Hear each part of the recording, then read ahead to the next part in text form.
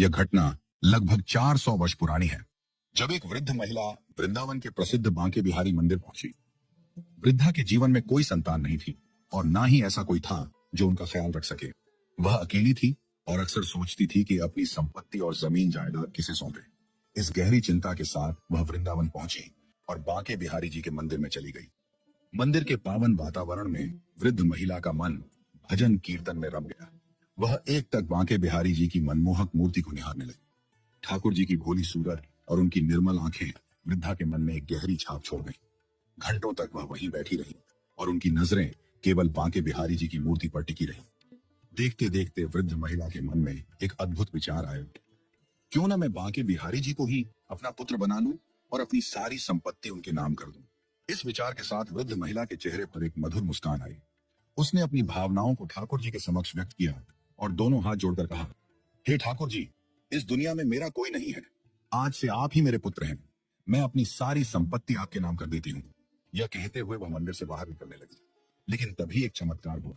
जैसे ही वृद्ध महिला मंदिर के बाहर जाने के लिए मुड़ी, मूर्ति स्वरूप में विराजमान बांके बिहारी जी ने अपना स्थान छोड़ दिया और उस वृद्ध महिला के पीछे पीछे चलने लगे। मंदिर के पुजारियों और वहां उपस्थित भक्तों ने यह दृश्य देखा तो सभी हैरान रह गए। पहली बार किसी ने देखा था कि ठाकुर जी अपनी मूर्ति स्वरूप अवस्था से बाहर आकर किसी भक्त के पीछे चल दिए। पुजारी तुरंत उस वृद्ध महिला के पास गए और हाथ जोड़कर पूछा, माई, आपने ऐसा कौन सा पुण्य किया है जो स्वयं ठाकुर जी आपके पीछे पीछे चल दिए? वृद्धा ने पुजारियों को अपनी पूरी कहानी सुनाई। उसने बताया कि कैसे उसने बांके बिहारी जी को अपना पुत्र मानकर अपनी संपत्ति उनके नाम करने का निश्चय किया था।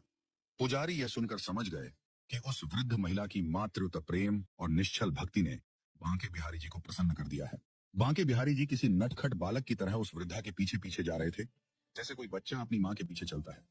पुजारी और भक्त यह चमत्कार देख अवाक रह गए।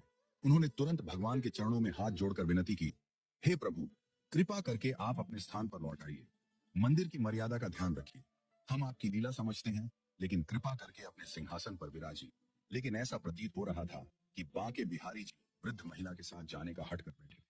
बहुत मनाने और विनती करने के बाद बांके बिहारी जी ने अपना स्थान ग्रहण किया और वापस अपनी मूर्ति में विराजमान हो गए। इस चमत्कारिक घटना ने सभी भक्तों और पुजारियों को यह एहसास कराया कि भगवान को किसी वस्तु की आवश्यकता नहीं होती, वे केवल भाव के भूखे होते हैं। इस घटना के बाद